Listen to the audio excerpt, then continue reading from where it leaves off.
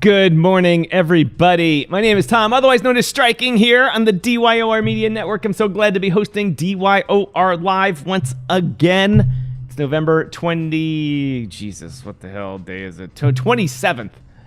Oh my God, it's the 27th. Anyway, it's November 27th. It is Black Friday's over. It's in the heart of Christmas season right now.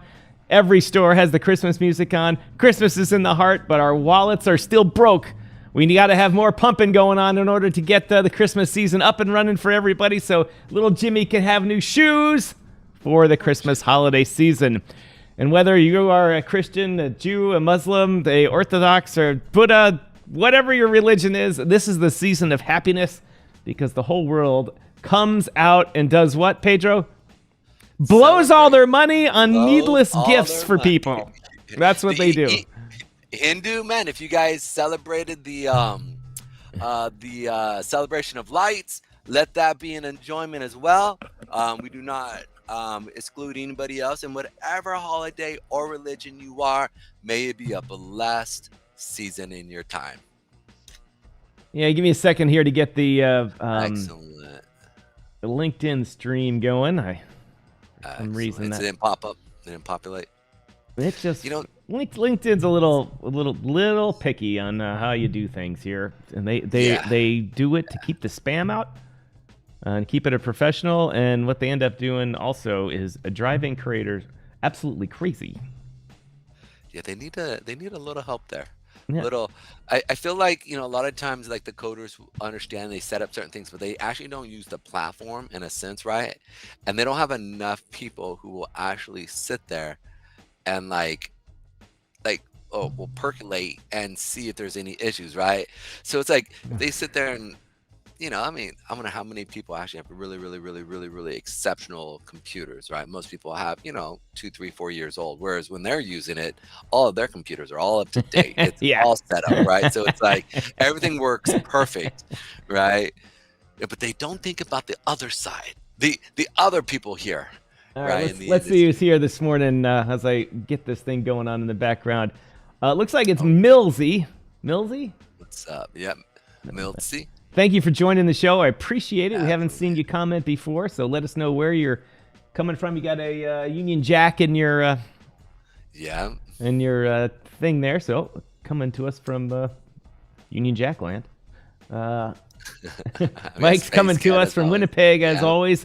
Good morning, Crypto Mike. Hope you had a better weekend than I did. Well, Mike, I got to tell you, I'm teaching myself the Unreal 3D engine, and that is one of those things that you just have to sit in front of your computer. So since the last time you saw me, my butt really hasn't moved off of this seat. I've sat here. My kids did come and visit for a little bit, so I got a little anxious, or a little activity there. Let's see. Am I delayed again? Space Cat, all you got to do is hit the little live button or go and drag the scroller all the way over to the live section. It is 10:26 when I say this. Yes. You should be able to hear us now. Oh, and then there's Pedro Garcia coming to us from the East Coast. Mike says, I want to be somewhere warm. Mike, it's just not going to happen in Kanukistan. That's the problem. Just a sidebar. We're good at these sidebars here. People say, what's the difference between the U.S. and Canada? Really, someone that lives kind of in both places, it's this Home Depot on both sides of the border, Walmart, all, same cars, all this kind of stuff. You got the Frenchie thing is like, yeah, okay, that's over there. So that's a little different. But it's still Home Depot, McDonald's, all the same stuff. Really, the difference is that in the U.S. you can go somewhere warm. Mm-hmm. That's the big difference. In Canada, you just got to stop at the border and give a reason why you want to get warm. And you're like, why are you coming to the U.S.? Because I'm cold, mother effer. And so that's what do you think? Right. You can't. What Canada forgot is that in their nice guy world, they forgot they needed to take over some Caribbean island somewhere south, or they should have bought like part of California from us or something like that. So just so they'd have somewhere in the country they could go and be warm. I would agree. Mike says it's minus 10 Celsius today. Yeah, woo, rock on. I think it's minus 3 here in Chicago. Minus 4. Whoop, whoop. Space Cat says, I had a phone call and just got back. I hope I didn't miss anything important. Space Cat, you know better than that. Oh, Betty's in the house. Shoot. Everybody's coming in. If you guys, again, real quick, please hit that. Yeah, hit that like thumbs button. up. Hit the thumbs up and the like button wherever you're watching us from. I know you're not watching us on LinkedIn because LinkedIn failed this morning. So we will run this as a repeat on LinkedIn later today.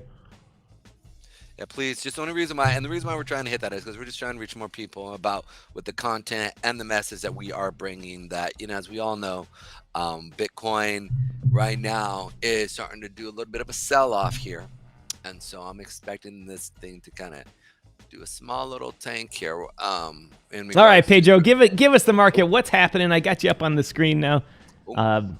And I'm using my Stream Deck again, finally. This thing is wonderful. I just love it. I can just click, click, click. It's just great. It's just great. I love it. Anyway, back to the market. Camera 1, camera 2, and camera 1. The camera 2. Oh, don't get me started with cameras.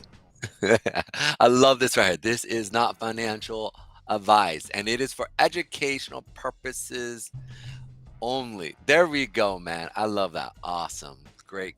Mike, I think the island that wants to be part of Canada is Greenland. That doesn't count. Yes. It's too effing cold there. It's way too cold. Actually, Greenland is really cold, and Iceland is pretty nice, I hear. So it's interesting how that's kind of flipped. Anyways, so Mike got pulled over. Mike got pulled over. Oh, no, that stinks. Or he hit one, slid on the ice through an intersection, hit a cop car. I'm just gonna make up a thing. Mike was in a police chase. They got the stop sticks on him after a while, and then he was on the. They had the helicopters like in LA following him. Turks and Caicos.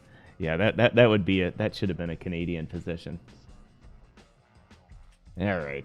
Let's get back to business here. And back to business. All right. So as you guys can see here, I've been talking about this monthly zone here for a while now. I think for about 2 weeks, if I can recall. I do expect us again to see a little bit of a sell-off during the holiday. It was really interesting that we actually had a little bit of an update with a lot of volume, which you guys can see coming in right here.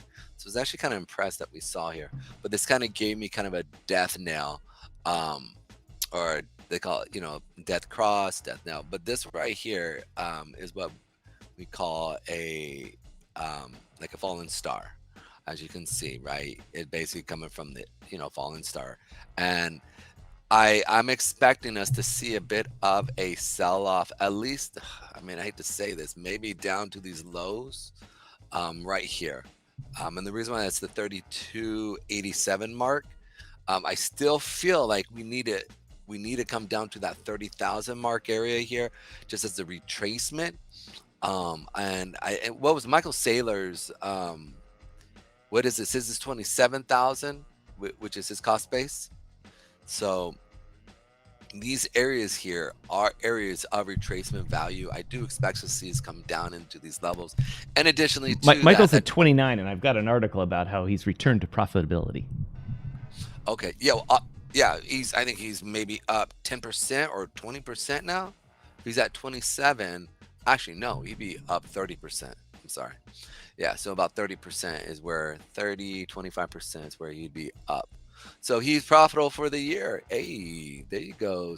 What is it? MicroStrategies. Hoorah. But he's obviously a quant fund because it's in the name, right? MicroStrategies. He trades the small little movements of the market is what his company does. So, and he probably does a lot more other stuff, but that's some of the that where they receive a lot of their income. Now, I want to throw this in because it's something that I feel like we could see happening. If we do go below the 30,000, it's going to be that 24,000 mark area that we should see a retest up. And then after that, come down to the 20,000 mark at where we'll probably see a major buy come in. Now, when it comes to the next junction point, after that, we've kind of got it straight up from 40,000 to almost 60,000. We have a pip stop right here at the 48,000 mark.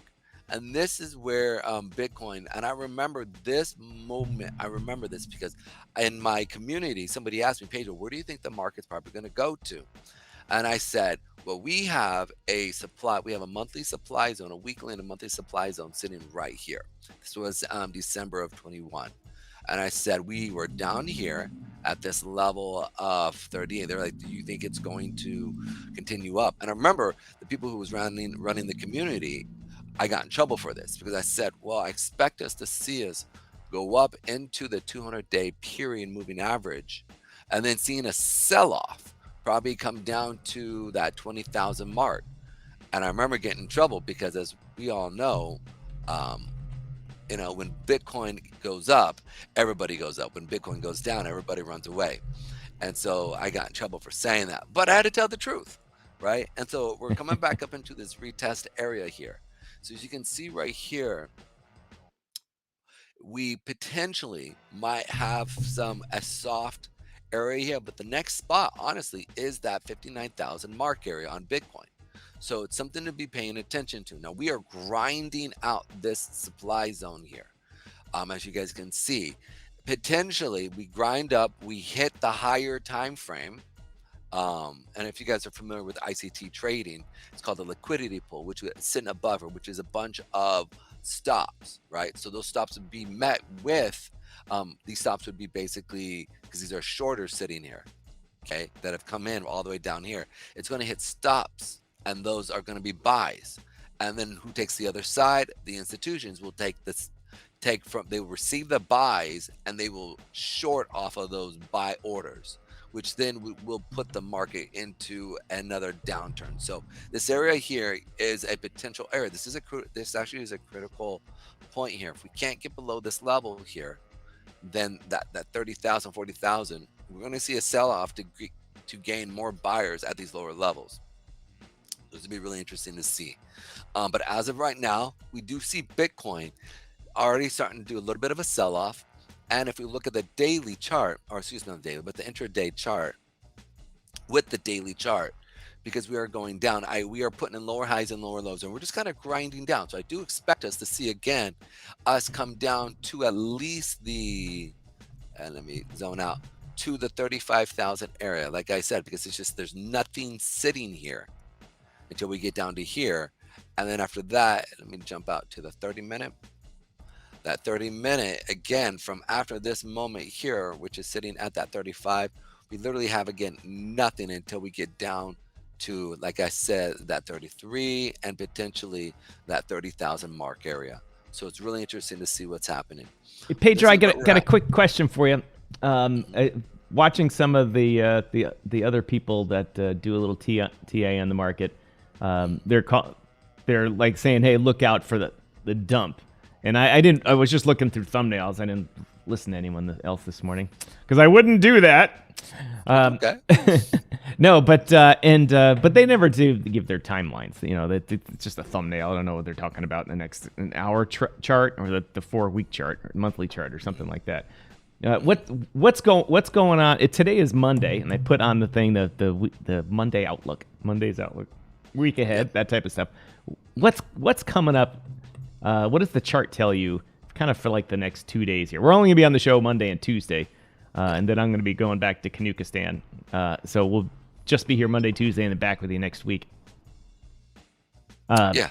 Well, I actually don't mind going over the whole quickly the week. So right now we're going down. Now, yesterday we did not put in any supply wick, but we were up in these area here where we did have a bunch of sellers step in that pushed the market down on Friday after Thanksgiving here. So we are starting to sell off. Now this dump that I see could happen, but the problem is we went down today with no supply wick. So I potentially am thinking that we're going to see it go up this week, okay? Because we're going down for today. See it go up, and then once, because everybody's short, like when you go through and you're like, oh, the market's about to go down, boom, boom. The reason why is simply because typically what happens is the market will sit there and it will sell off. But we need to pay attention. How did they put in the weekly wick? And if you notice, here's our weekly chart. They did not. But a very explain that to our viewers, what you mean by the wick. All right, so do you see this top area right here? This is called a top wick or a supply wick. This right here is called a bottom wick. Oh, you can't see. I forgot. It's just hard, especially if anyone's on their mobile, they won't be able to see it. These little wicks that, you know, the trading wicks that where someone sells and then people buy right back in the same time period. Yeah. You know, you could probably see that now, the little green wick below. Yeah, right in here. This is a bottom wick. I'm right in this area. Basically from the low right here into the top right here. This is what we call a demand wick or a bottom wick, right? So, and then this up here is what we call a top wick or a supply wick. Or I personally call them a buyer wick, which is the bottom, because what happens is people sell it and then buyers have to buy back the price, which then means that the majority of this are buyers pushing the market up, right? And actually, TradingView actually took off one of my indicators. Give me 1 second here. Moving out. Mike says the lines. This is what I always talk about Pedro's charts. The lines. I refer to the lines. When I say the lines, I mean his support lines here, the green ones, and the resistance ones up there. And then if you can see Pedro's crosshairs on the chart, it's very faint. We're working on how to get that to be more bold. Yeah. Actually, I actually tried to actually go through. I don't understand why on mine where it says where you literally can't see that crosshair junction. So I'll give me 1 second. I need to put this in here. You know what? I think there's probably an option somewhere for when you do a screen capture for it to capture your mouse. I mean, when you're logging onto the system here, there's probably something that says capture mouse or not, or I may have to enable that. I'll look into that. Yeah, I was actually looking, and I actually there wasn't an option. I was sitting there going, "What is going on here? What is going on?" You know, it's funny when I actually sit there and I do my TA on my personal stuff. I like on a weird way. I'll sit there and do hip hop. Or not hip hop. I'll beatbox. I'm like. And it's like, and I try not to do it. Like, it's weird because it's like people kind of get thrown off by it. So I have to sit there and literally fight it like half the time. And I don't know why. It's just like just what I do. It's weird. But it's one of those things though, like the community, I would sit there when I remember somebody, and I was oblivious to it. And I was within my community and I was sitting there explaining some of the stuff. And somebody's like, "What? Who's beatboxing?" And they're like, "Oh, it's Pedro." It's Pedro. Pedro recast. What's that famous band? Not famous, but semi-famous band from the 80s. Oh, the Fat Boys. Fat Boy. Yeah, they were the beatboxers. Let's not get crazy now. Oh, yes. All right, so let's jump right back into these levels here. So what I mean by it is this. You can see right here at these levels that if you look at the top of the candle, you have these lines here on top. You see how big these lines are? Okay. Majority of the time, you're going to have the opposite end, right? You can see that very rarely do you have small wicks. Majority of the time, these wicks for Bitcoin run at least, I mean, this is an average wick right here. We'll say right here. And this average top wick on the weekly is, what is that? 549, 549 to 7.5. So at least 1,000 points. Okay, 1,000 points in one direction. Okay, and this little spot right here, it's a very, what is that? It's 47.4. So 7.4, 30, 7.5. So 7.4. So this is 100 points, about 100 points here. So I would expect at least see 4 times its value, which would be about right here, for it to come back up. So for me, they're going down first, right, to go up, potentially to go down. So I know this sounds weird, but you need to think counterintuitive, because the point is most institutions are starved for orders. So you have to figure out a way to get you to get in. Right. Okay. And so for them to do that, they've got to trick the market and make it go one way and then flip it, right? And so they'll first go down to go up, or to go up, to go down, which is the first thing. And ICT teaches this. If you go through and he talks about this, right? In addition to that, they'll first go up to go down to go up. And this is when it starts to get tricky. So you have to understand, like my first time ever coming on the show, remember we'd asked Pedro, what is the market going to do? I said it's going to go up, then go down, then go up, and go down, then push up, and then sell off. And you're and like, it did that. yeah. And you're like, no, but you're like, Pedro, do it simple. And I go, there is no simple, because this is in between a couple areas. And that's kind of like what we're in right now. We are in an area of resistance, as well as we have minor support. And so these are indicators that lets us know it's always a little it's difficult to gauge tops and bottoms, right? I can really, like, I can talk about, say, yeah, we're going to move up from here and the next spot is here, right? Once we clear this spot right here, right? I said we should, once we clear that 30,000 mark, we're going to see it come up to that 40,000, which is the next spot, right? And you're like, wait. I go, listen, the market is always right. Right? Like our job is not, our job is to kind of predict it, but also to follow it. Right? So if it wants to move up, you let it move up. Right? Unless you're Michael Saylor and you've got billions of dollars to be able to sit there and fight it. But now, since Goldman Sachs, BlackRock, and all the top banks are now getting involved in Bitcoin, Michael Saylor's a small time fish. They will deplete Michael. And I mean demolish him. Yeah, it's his. He's in profits now, but they could, if they push him back below there. I'm sure he's got some leverage issues that it went back down. Whatever it is, whether he's at 27 or 29,000, it's his cost basis. Oh man, part of me wonders, like, let's say they do drop it. Michael Saylor, he gets a margin call, right? It's like, hey, if you've ever seen the movie Margin Call, it's a great movie, but the reality is he's gonna have to liquidate all his buys. Like he's gonna, you know what I'm saying? If they drop it, and that's all the way up here. Unless he has the capital to be able to weather it going down to 20,000 or even 5,000. Not 5,000. I've talked about the market going at 5,000, but that this reality is that how deep are his pockets? Because if he sells off, right, to recoup, how hard can he weather that storm? Because they will crush. When I say they, I mean large institutions, BlackRock, Goldman Sachs, Bank of America, Jamie Dimon, why am I forgetting what it's called? What is Jamie Dimon, the leader of? JP Morgan. JP Morgan, thank you.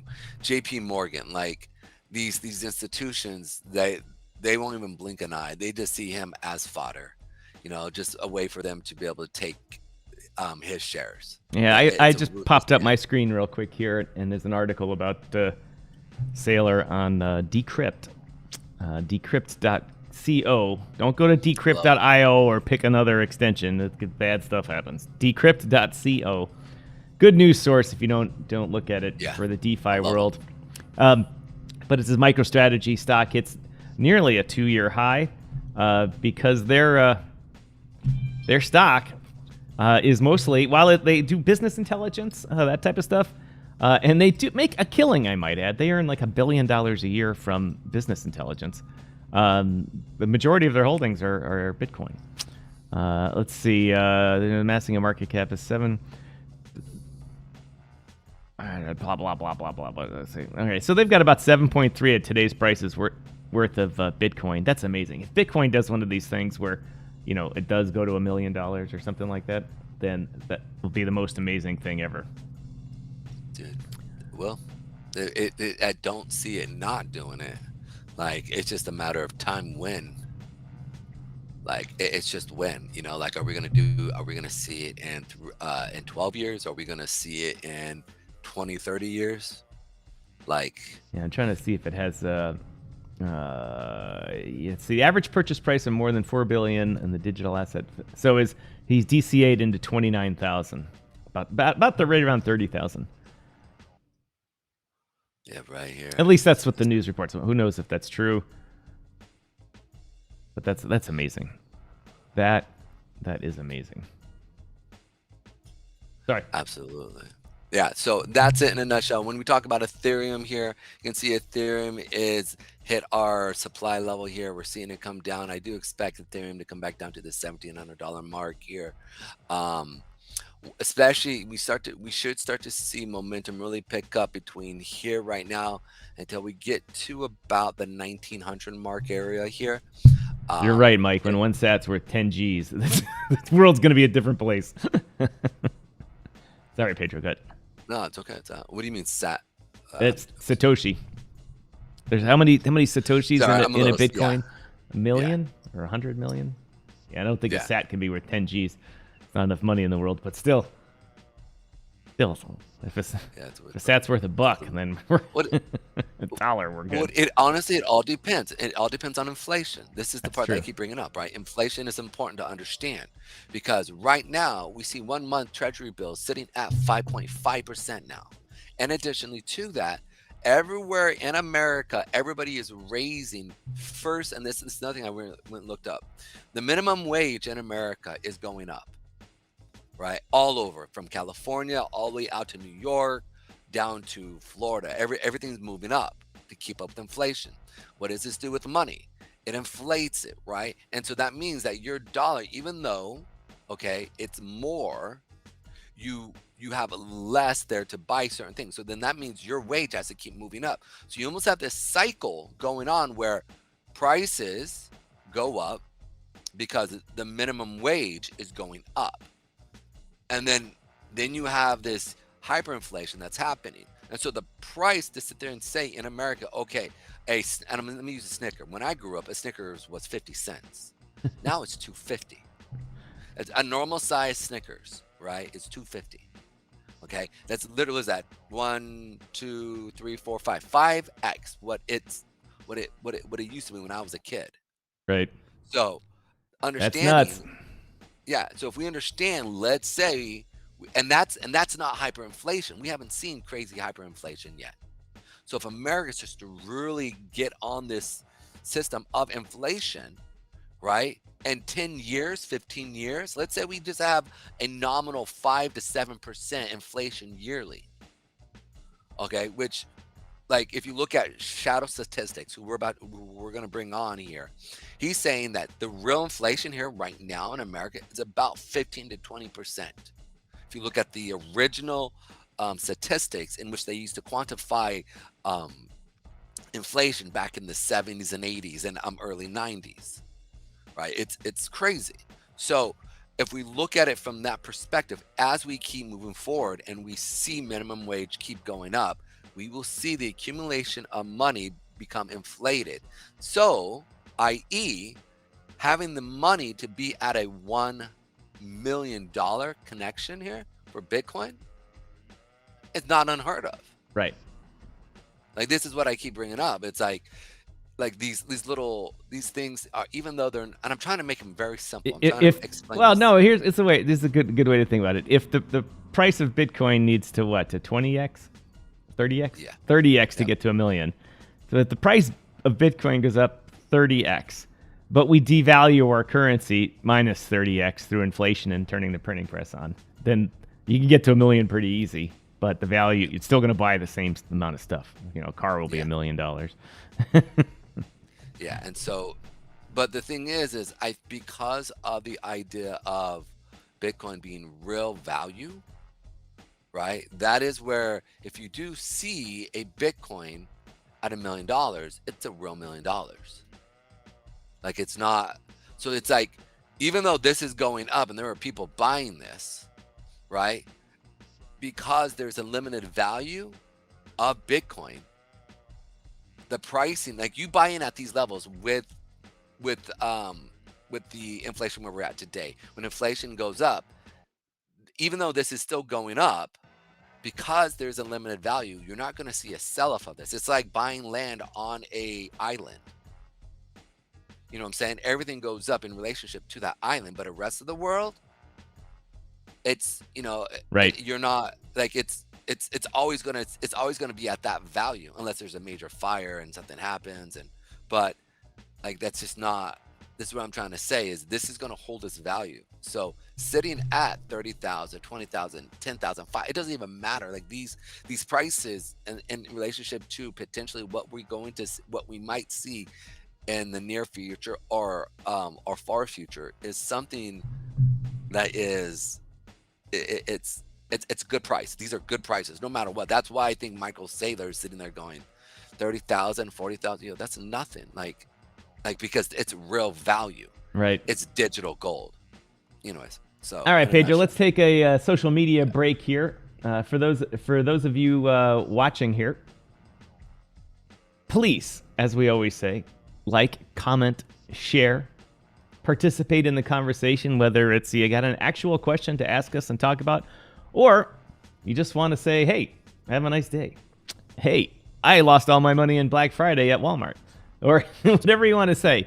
Tune in and participate. It really helps us out, whether you're watching this live, like the bunch of you that are, or watching this on the replay, like the millions that are going to be watching this show on the replay. Put a comment down in the comment section of however you're watching this. We're live today on YouTube, Twitch, and Kick, and Vimeo, for those of you that watch Vimeo.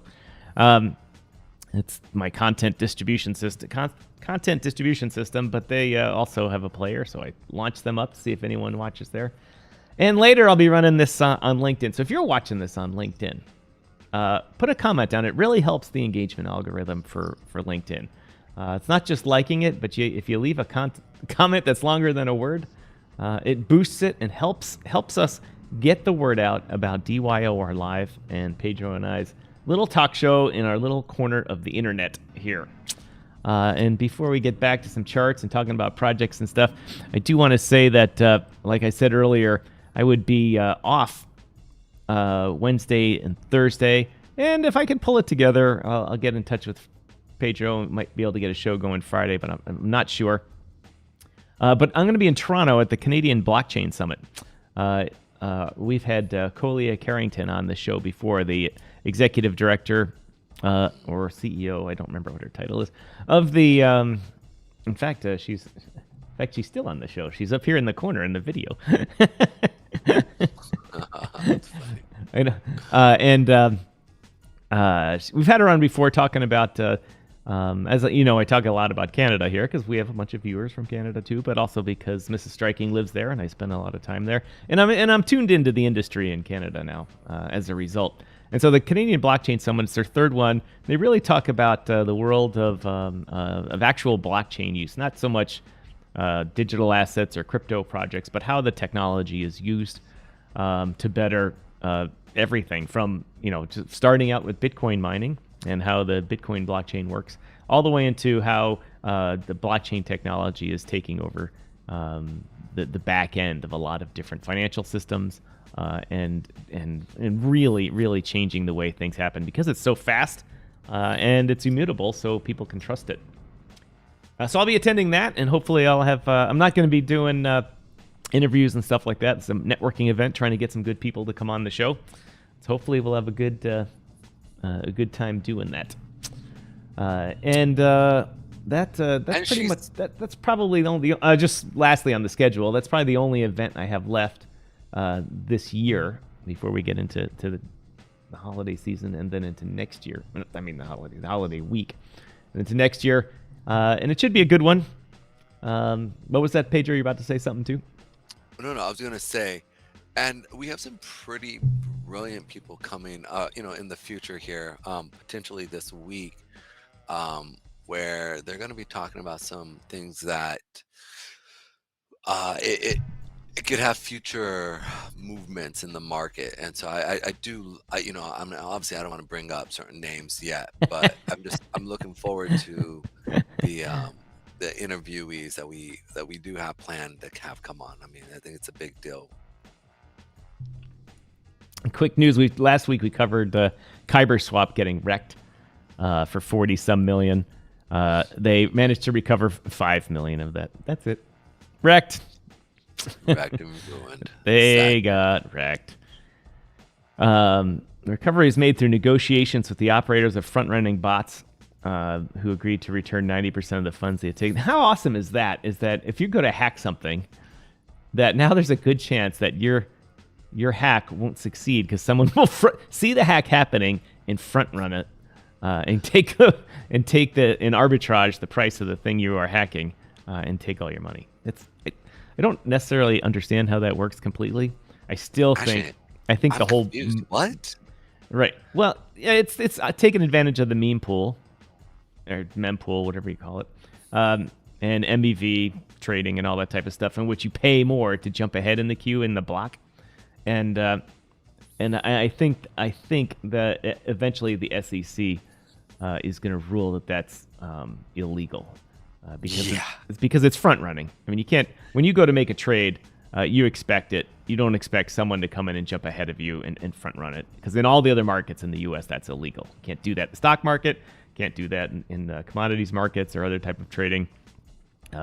It comes down to the retail level. And when you put in an order, whether it's on a website or with a broker, you're not expected to be front run in a way that affects the price. It's just ridiculous. Anyway, opinion. Well, here's opinion my of the question. day. Here's my and question. It's not I might add, it's not a popular opinion in crypto. When I mention that, people are like, "Oh my God, there's a huge industry in the MEV bots and front running and taking blah blah blah blah blah blah." And I'm like, it's stealing money. How do you stop it though? Like, because you have these people that are in. You have an encrypted mempool, and in fact, when I had Lisa Loud from the Secret Foundation on here, their layer 1 chain. The secret network, the blocks are encrypted, so a bot can't read it and jump ahead. You don't know what's in it, and so you do that by making the blocks private. And I believe that eventually most layer 2 chains will switch to being private, and just the using the level 1 chain to process the native token. In batches will be public because it's just not fair. It's not fair that it's fair to these guys that they got hacked, but they got the hacker got front ran, so they stole the money from the hacker who was stealing the money, and then White Hat returned most of it. But it's just sounds like an inside job in a sense, right? It's just corrupt. It's theft. It's just ridiculous. But that all that needs to end, and you do that by encrypting the blocks so people can't see what's in them. If they publish them publicly, but when it's in that pool before it's processed, it's encrypted. And then you can spit out the results that are public if you want a public blockchain. But the mempool's got to be encrypted. It's just not fair that people can just basically they just bribe the validators.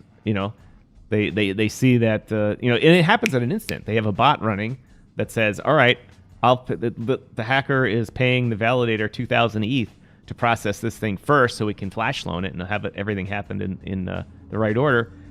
And my bot will instantly put in an order for 3,000 ETH to basically bribe the validator more. And then the validators, they just made 5,000 ETH. Dude, it's crazy. It's like crazy to think like that actually goes on. Like that would never happen in TriFi, right? Like no, it couldn't. People would go to jail. Yeah, yeah. And I think I've told this story, but when I used to, there's a lot of people out there that used to work on trading floors, and when orders would come in on phones and guys would flash a signal in, spotters would be like, they'd say Jimmy's selling 200, and then they would quickly try to front run that trade. That's different because it's all right in the open, right there, and it's But traders would use all sorts of subterfuge to hide things. And one guy I watched one guy get really pissed that another trader was stealing his front running all his trades because he had just a great view of his spotter, and or his phone guy. His spotter had a great view of his phone clerk, and he said, "All right, today, I want you to." Do something in reverse. Just at 10:10 say I want you to buy 300, but I'm actually going to sell, and he basically dicked over the guy that was stealing his signals. I might add, the guy was found out, and the original trader got in trouble for doing that. But still, it's just this whole front running business and front running trades and paying more to be in front of that guy. People are like, oh, it's the marketplace. Yeah, but you're screwing the small guy. And the rules of crypto, the rules of investing in the United States and most modern countries are set to protect the small guy, not to protect the wealthy people that can manipulate the market. Good morning, King Ka-ching in the house, ladies and gentlemen. Thank you for watching. King, make sure you press that like button. Not that I'm telling you what to do, but just do it. The like button really helps. It really does. It really does. It's shocking. A real side note, I just want to bring in Shiba Inu here real quick. Shiba Inu did what we said it was going to do, come up to the crossover here. And then now we're starting to see a sell-off here. So again, I expect to see this thing come down into these levels, down at the lower levels. So we did come and hit, as you can see right here. It hit beautiful, right? Now we're seeing a sell-off. And so I expect Shiba Inu to at least come down to the 754 area, and then after that, see a retracement back up, and then another sell-off, typically to the 638 area. So little area here for you guys to play with and make a little cash. Again, it's not financial advice, but for entertainment and educational purposes only. Please do your own research. SHIB Army stronger than ever. Yeah, that's a legit, right? Like they're just plugging away, man. And that's one thing, one thing you do see is you see a lot of volume within that little coin, man. I mean, they do kick off volume and they do try to move this market. That's SHIB Army is legit. As Elon Musk once said, but now I'm paraphrasing it. SHIB to the moon, so yeah, that's in a nutshell. Talk to me, Goose. I'm trying to come up with a good sound for SHIB. No, for when King Ka-ching shows up. Oh, ching ching ching ching. I can't tell what. Which one it is? No, I can't figure out how to get it into the feed. Let's see if maybe if I put it like this, we'll hear it in the feed. Ka-ching in the house! Oh, Ka-ching's in the house! Whoop whoop! For those of you on the stream, let me know if you could hear that. Yeah, we did. We heard it. No, I feed you a separate feed. Oh. Unless you heard it, unless you're watching and heard it. I did not. Now, I actually wanted to bring up something here real quick. Ching-a-ching. Sorry. Yeah, everyone heard it. So I'm silly today. So one of the things that I listened to, it's on YouTube. It's called Spotlight on China. Have you been paying attention to Jack Ma? And I know we were talking about that earlier. No, I have not been paying attention to what Jack is investing in lately. Well, no, not even investing, but where has he been, right? Like, he's kind of. So there's I like this. I like these guys on Twitter. It's called Spotlights on China. They were actually on YouTube for a while, but shocking, they were taken down on Didn't mean YouTube. to play that again. Sorry. It's okay. That's Sorry. all right. It's all right. But I do like them, so I'm just going to read a little. I don't want to post that here necessarily because if I show them on here, YouTube may just take us down or flag this one. But I'm just What's their Twitter thing? Yeah, Twitter is called. I'll just send it to you private here real quick. I just don't want to get shut down, because we don't need to deal with that. I send it on Telegram. Yeah. I wish I could do two things at one time. Like literally get my brain to be able to do two things at one time. And by the way, have you seen the new brain inner op things that they have going on now?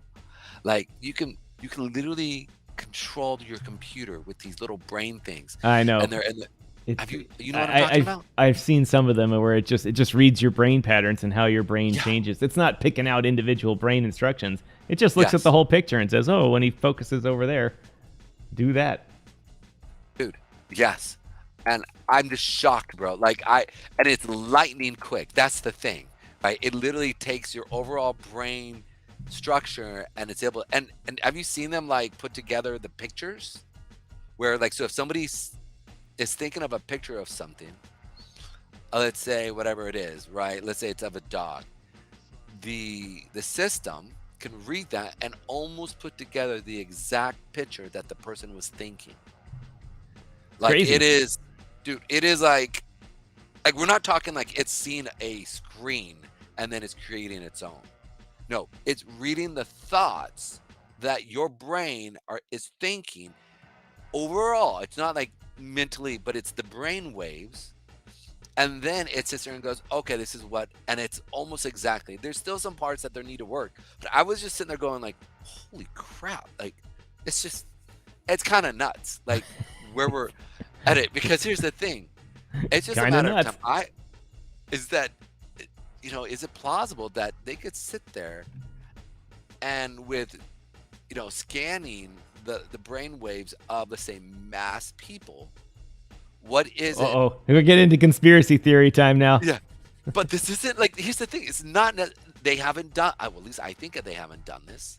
But is it possible to do the reverse, where they can actually send out brainwave systems to actually get mass thought? We are all zombies now. I just think it's interesting. I think it's very interesting. The first person that learns how to do that is basically gonna have the best sex of his life. You'll know it because that industry, we'll just say the adult industry, figures out everything first. They figured out the internet first. They figure out video streaming first. They figure everything out first. If that can be done, that they will figure that out. Hey, there's your mouse. I just saw your mouse cursor. You did? Oh, you know what? It disappears over the chart. Put it over the pricing above my head here. I can't see it behind your picture. Just like put it over my face. Oh, give me 1 second. Yeah, there it is. I saw it. It disappears on the chart. Oh, you know what? Maybe. Give me 1 second. You know, there's probably an accessibility feature or something like that. Oh yeah, it could be one of the trading view things. Yeah, I didn't even think that.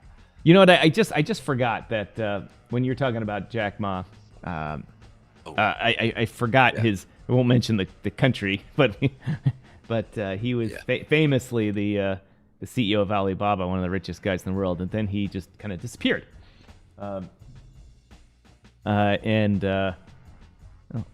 Where did that go here?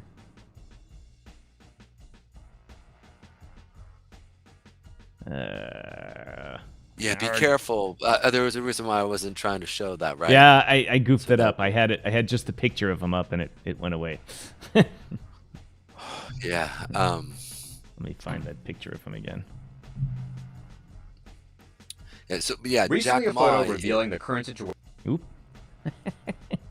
Yeah. Well, you know what? I think we could probably play it, right? I don't think we'd get in trouble playing it. No, I'm not going to play anything. I was just... Yeah. Let's see if it comes up right here.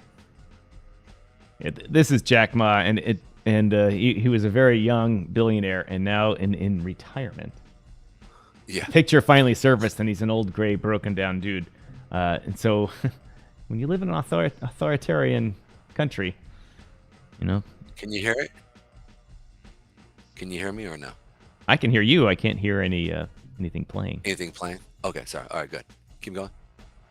I was saying, if you live in an authoritarian country, you gotta play by the rules. We'll just leave it at that. Gotta play by the rules.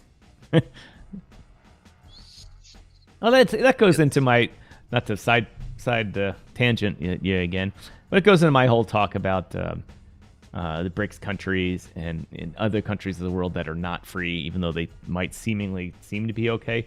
In most countries of the world that are not part of the OECD countries, the modern Western countries, in order to be wealthy, you have to be actually not just good and getting money and smart or entrepreneur or whatever. You have to participate in the club. And the club is that you don't get to keep your money unless you participate in the wealth club, and that means paying off the people that can take your money from you. Oh God, it's Siren Day here in Chicago. But anyway, you have to participate in the wealth club, and means you have to pay up, and that's what happens. It happens in Turkey, it happens in China, it happens in most African countries. If you are just suddenly an internet millionaire and you're in Togo or Benin or one of these other countries in which there's a ruling elite, if you don't participate in their club, which means share the wealth, they take it from you. And that also means not disparaging them, and it means protecting the club. And that's what goes on in a lot of countries of the world, including that really giant one over in Asia. And if you don't play by the rules, not be named. The party's over. Yeah, and that's where like I feel bad for, because I mean when you look at Jack Ma, right, he wasn't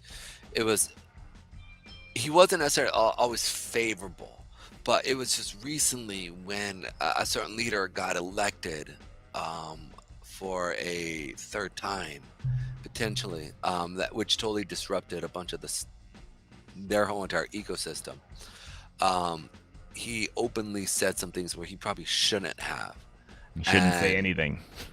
Yeah, just zero. Unless he was here, it's different if he's here in America, right? And no, they can't even say those things overseas. If their assets are in that country, they will get them taken. That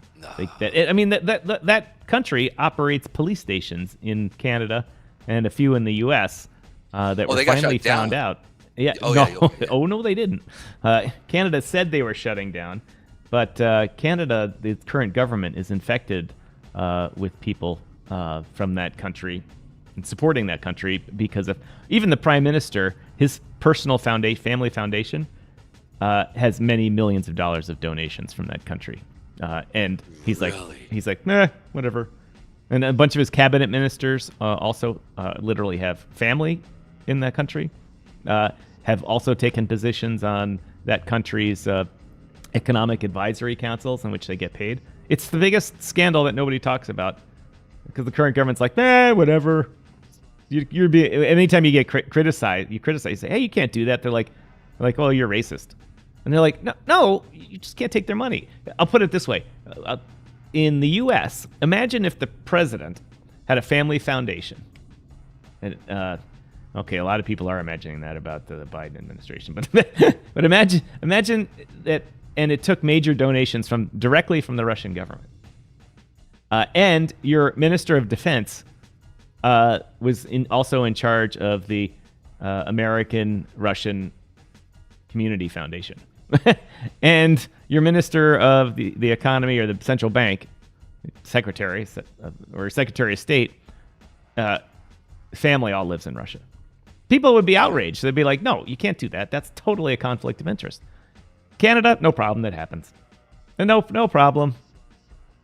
Yeah, Mike says, I'll just put that one on. Very true. Trudeau is corrupt. It is, and everyone knows it, and the conservatives are beating them up in the polls right now. Just got to get to the next election. Dude, but that is so gross. It is. It's so terrible. Not only that, did you know that in Canada, that first of all, their leaders are not elected with a majority. Like Trudeau got like 32% of the vote and he won because nobody else, the next closest, got 29%. There's no 50% plus one or anything like that. No runoff elections. So literally 70% of the nation voted for someone else and he's the leader. But anyway, when they pick the leader of their party or the person to run in their version of a House of Representatives, a House of Commons seat, an MP, for the party, you don't need to be a registered voter. In the U.S., you have to be a registered voter You have to be a member of the party. Well, in most states, you have to be a member of a party and a registered voter. But what they do is they bus in all the kids that are going to school in say the Greater Toronto area that are from that country in Asia. We're not talking about, and bus them into that local precinct, and get them all to vote for the MP that's also from that big country in Asia. And they tell them if you don't vote for them, this isn't me speculating or making stuff up. You can go read about it in the newspapers. If you don't vote for that guy, we're going to revoke your your big Asian country exit visa, and so you'll not be able to go to school and you'll have to go home. And so literally, like an entire community, it's so scandalous. And then they find out that guy is basically a foreign agent for that big country in Asia. It's ridiculous. Dude, they are playing. Yeah, Mike. Sorry, Pedro. Yes, the We charity scandal was massive. It took down a bunch of the government ministers. It's just ridiculous. We don't have as many elections as you have in the States. No, but you have big ones. Their whole country does it every 5 years, 4 years, 5 years, whatever it is. And you're stuck with that whole government unless they get a vote of no confidence. But our House of Representatives guys sit every 2 years, so we at least have elections every 2 years. I help to work when there are elections, and you're right. I see exactly what you're saying. You're right, Space Cat. Mrs. Strike and I were outraged, and when we learned of that happening, I was like, "Come on, man! You got to be a registered voter." So basically, they have non-citizens. They don't vote in the general election, but they vote to nominate the person for that seat. And so, in essence, that does control who's on the ballot, thus controlling the general election. And Trudeau's like this: "You're racist. You're a racist. You're a racist. You're a racist. You're all racists." And people are like, "No, we just want fair elections." Man, and here's the thing: they're to our north. That's the most scariest part behind it. That goes along my conversation. I've had this conversation with a number of people. Why do we even have a border with Canada? I can see a tax thing, an economic border, and you can't work there unless you're authorized and stuff like that. But why do we pay billions of dollars to have guys go, "Where are you going? Where are you from? When are you coming back?" and searching cars and all this type of stuff? It's just ridiculous. We have a treaty called Beyond the Border that governs our external treaty and defense and all that type of stuff. Let's just get rid of the treaty. It's just a border. But then you see things like this, and the guys in the U.S. government are going, "We told you so. That's why we keep the effing border there, because they're a big problem." And living there a lot, I see these things happen, and you're like, "No, you guys can't do that." These just basic things. You have to have secure elections. And I know the people in the U.S. will be like, "We didn't have a secure election. We got it stolen." But that was proven to be BS, and the election voting companies won billions of dollars in claims for false, all that stuff. I'm not going to talk about that. But the problem is, Canada's got to shape up, and it's not going to happen until they get rid of the current government. It's just not going to happen. That's interesting. It's my 2 cents for these 10 minutes. No, man, I just think it's really interesting. My biggest fear is that I know that they are amassing large amounts of soldiers and running military operations in Canada, and it's scary, because it's like, that's like, if they wanted to, if or when they want to, at any period in time, they mass up, 1 million soldiers along the borders, right? I.e., that's a big border. That's really not much. You know what I'm saying? You put 20,000, 10,000 throughout a, 20-mile radius. Who remembers this movie? Wolverines! Yeah. Red Dawn. Bro. Now that was North Korea, not this other one we're talking about. But same thing. Same thing. Got lazy. Bad things happen.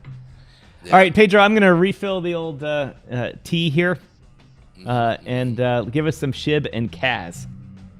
We'll do. We'll check out CAS and SHIB. All right, guys. So you can see here with SHIB, as we are starting to descend here, you do see that we are, as we're moving down, you can see that volume is picking up at these levels. So you can see us definitely coming most likely down to, like I said, this lower level of the 761 area, and most likely following through with that 638 mark. So look to maybe take part in that when that actually starts to move here. There's a big space down here. There's a lot of space here that it could very much come down. And as we see price really starting to follow, we are trending. You can see right here, and I want to broaden out this here and go to the 1 hour mark. You can see that we're really starting to cross through now on the 1 hour mark. And if you look at this 8-period moving average, it's starting to trend down. So whenever we start to go down, if we break that 1 hour 8-period moving average here and we start to move up, be ready for it to come back and retrace and find buyers. But as of right now, we are trending off of that one or the 60-minute 8-period moving average. So just be paying attention to that. Also, let's check out CAS here real quick. CAS UST.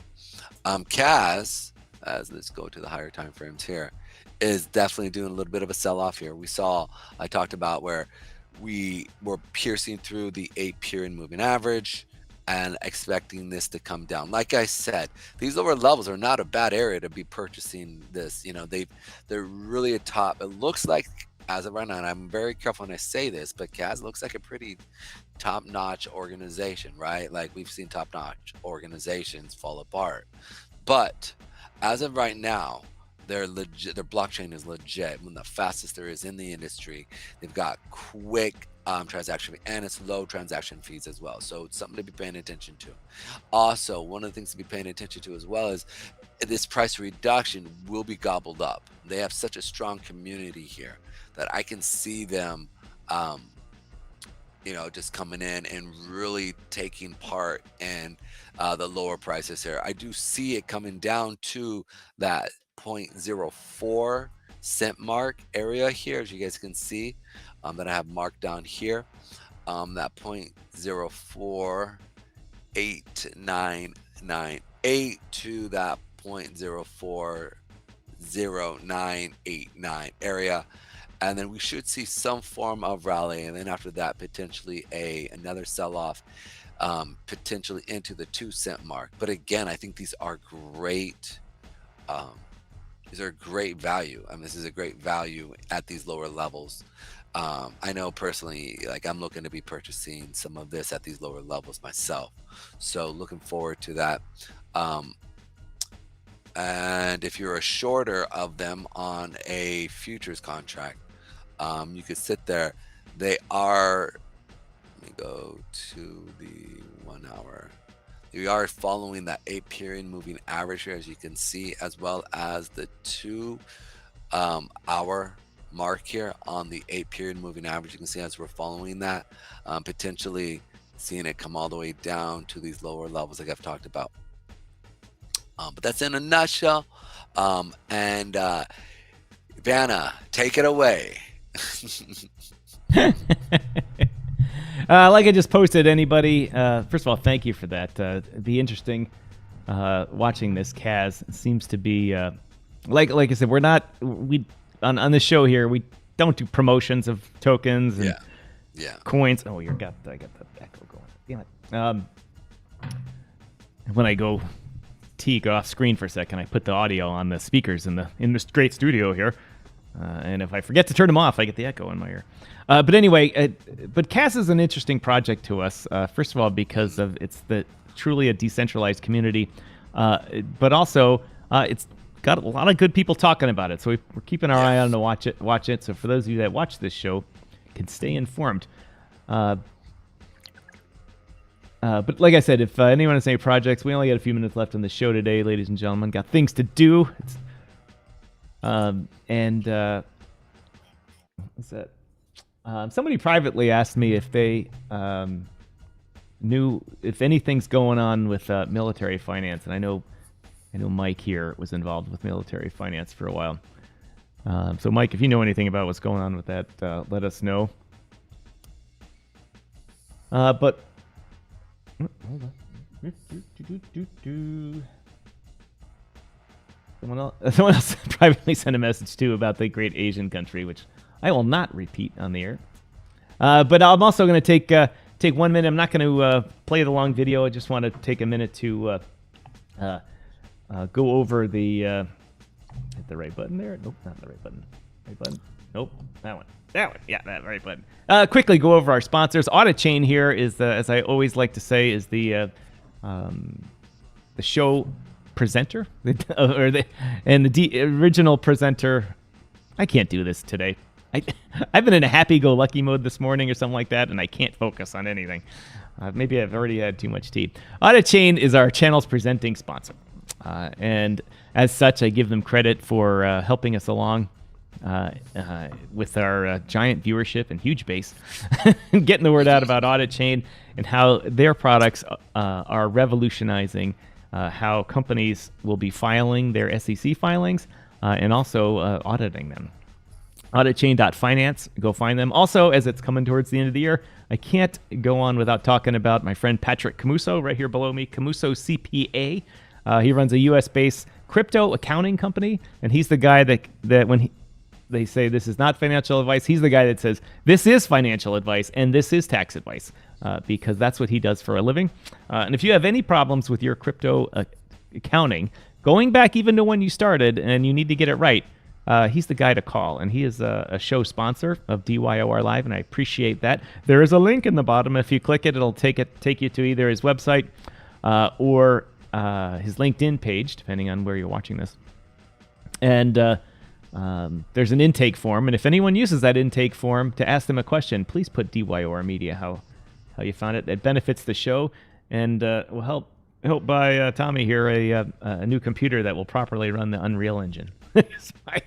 This thing is my computer here. While it's a good one with a 3080 NVIDIA card in it, not good enough for Unreal with what I want to do. And lastly, also Swiss Asset DAO. These guys in red over here, the red Swiss cheese thing. The first completely legal DAO in Switzerland, in which other DAOs, they're set up to be kind of like a wholesale group for other DAOs, to be able to plug into them and use their legal special purpose vehicles and their legal status, which means they can get credit, they can be counterparties to loans, and they can be owners of titles and deeds and that type of stuff, which is not common for there's 16,000 DAOs or so. There's about 10 that can do that. So pay attention to Swiss Asset DAO. And that's our sponsor message.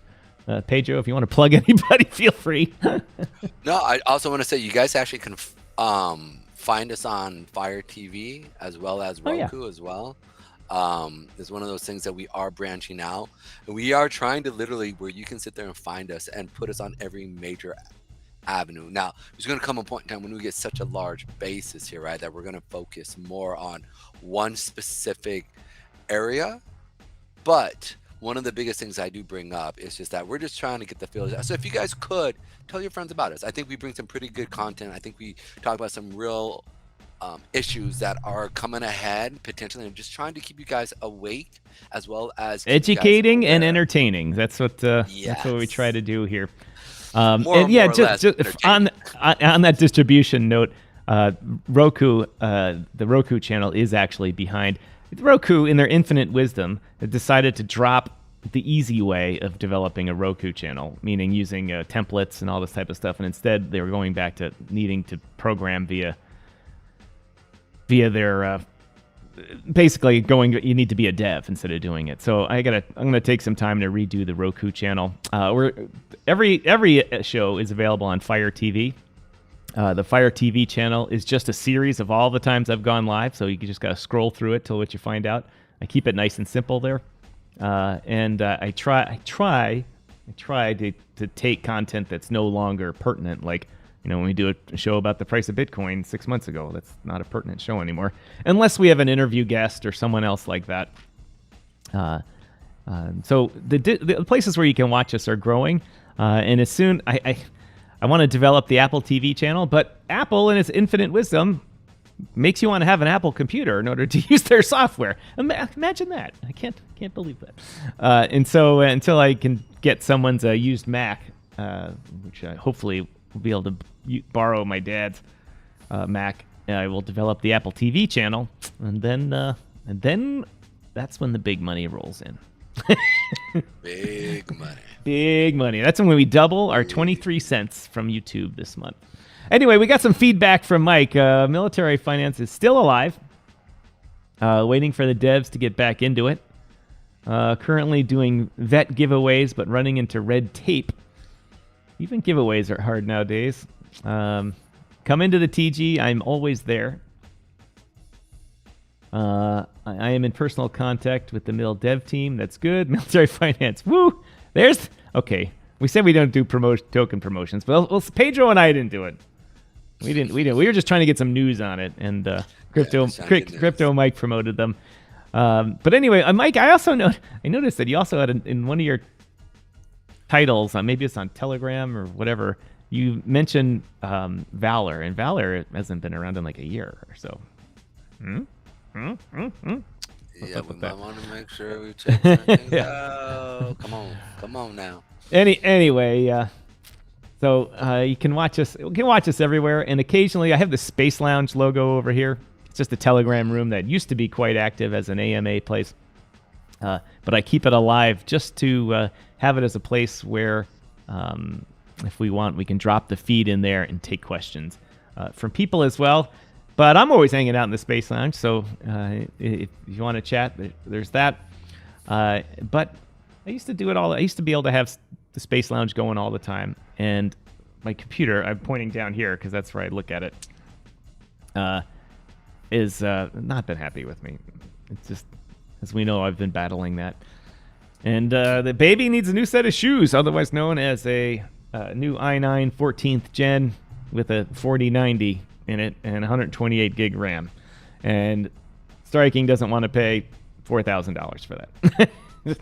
Does not. So we need a sponsor to help the old studio out here. Oh, and I need two of them because I have a studio in Chicago and in Canada. So I need $8,000 worth of computers, and we get paid 23 cents a month. It's just a matter of time. I'm honestly, to tell you the truth, and I'll put it like this: it just takes one or two of you guys to literally just share us, and then what happens is that it's, if somebody likes it, we strike a chord with somebody, and it can go like wildfire. I've heard of stories where literally somebody was a friend with somebody was being watched by somebody else, mentioned it to Oprah, right? And you know, the guy literally had 4 viewers, but it was a friend of a friend, right, from the actual person who was doing the show. And this is the huge, because people don't realize that your biggest networking system is not necessarily your closest 100 friends around you, but it's those friends outside of that. I've met people that have put me in front of some pretty big deal people, literally not because of who I knew, but because who they knew. And so something just as a networking thing, like share us, tell people a little bit about us. Say, hey, these guys are legit. They go over real stuff, real sources, and they, and we talk about news, the current news within crypto, as well as traditional markets. I don't think most people actually even know what's going on with the T-bills, like real money. Actually, you know what I'm going to do? I'm actually going to figure out how people could go through and get into, 5% a month, not year, but a month, being able to take advantage of that. I think I'm going to bring that up and see how we could actually talk about how to do that, because that's something that, and I actually had a friend of mine who watched the show and was like, what? And I go, yeah, it's real. And he's like, how do I do that? I said, well, you would just put money into, bank? No. I go, no, you would actually. So I'm going to figure that out, and then I'll come back to you guys actually how to do it and figure that. Or we might not be able to, because I'm pretty positive you have to be institutions, right? You actually have to be accredited institution where you put X amount of money in and be able to have and let that sit for at least a month without pulling money out. So, and you might need like $1 million+ dollars. So I have to figure that out. But again, that's stuff that's really important. And I've been talking about that for months now, and it's now finally go Main Street here. So anyways, Yes. Got good content, I feel like. And as Space Cat says, you never know who's watching or listening. You never do. Yeah, you never know. Anyway, Pedro, All right. that's all I got today. I got to do some real world stuff here. Although this Same is the here. real world. I mean, Yeah. I'm just sitting in this chair here. I'm talking, and you're a face with a algorithm or a audio visualizer on Audio it. visual, yeah. It does work well, though, to get people to know that you're interactive here. But I got some real world stuff to do. And so the time for the show has come to an end. If anyone's got any last topics, let us know as we wrap things up here. Like I said, we'll be on the air tomorrow doing the same shtick. Wednesday, I'm driving back to Canada, and Thursday, I'm attending this conference. For that, I sent you a and then we'll see what's going on Friday, whether I can do a show or not. I don't think so. But we'll be back at it all week next week while I'm at the Ottawa studio, which means, since what always happens when I change places, the technical problems result. We have fun. That's what happens. We have a good time. Here, let me show this for see if I can get this on here. How do I do that? Let's go. Sorry, just since Mike was talking about this, let me do a little before we sign off here. Do a little promo for him because it's a good desktop capture.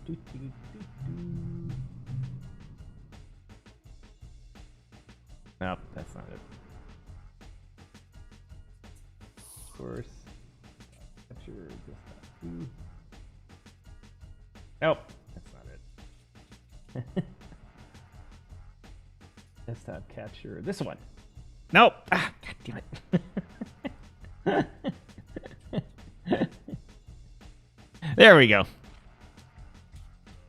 Mike, I mentioned Mike's name still mentioned what I thought was a project that was no longer active. It's actually the Valor Society, and it helps veterans out, and it's a project Mike's coming out with regarding NFTs, and as he says, it's for a good cause, helping out veterans, mostly in Canada, I bet. Having lived in the U.S. and Canada, the U.S. treats its veterans very well now, and Canada does not. In Canada, one of the main reasons is that Canada has all the provinces have national health care, and so the veteran gets out of the army and has health care because it's just what everybody has. The problem is that health care for veterans and health care for regular people are different. They need to be different because it's the whole mental aspect with PTSD. It's the type of injuries people have are completely different, and it's the not only that, it's the mental health support kind of that goes into it. And it's in the U.S. it's an amazing thing. The USO goes in there and supports troops with all sorts of programs after they get out too, and there's all sorts of organizations that help out. And the general idea here in the U.S. is that we have to support them. That's what you do. In Canada, it's like this. Shouldn't have been in the army. Bad things happen in the army. And so they get the short shift, as they say, or shrift, or whatever the hell the term is. And so, Mike, you keep us in touch with what's going on with that project. Absolutely. That's not to get into healthcare, but there's good things about national healthcare. Everybody gets it. There's bad things about national healthcare, and that and the bad things is everybody gets it. I think we gotta go because it's we gotta keep we gotta go. We gotta run. Thanks everybody. I think they said somewhere you're asking for more than he can give. I think he said asking for more than. All right, I'm not gonna look at the comments anymore. We gotta get rolling here. So everybody, have a nice day, and Pedro and I will see you tomorrow. Absolutely, guys. Have a blessed night. Bye.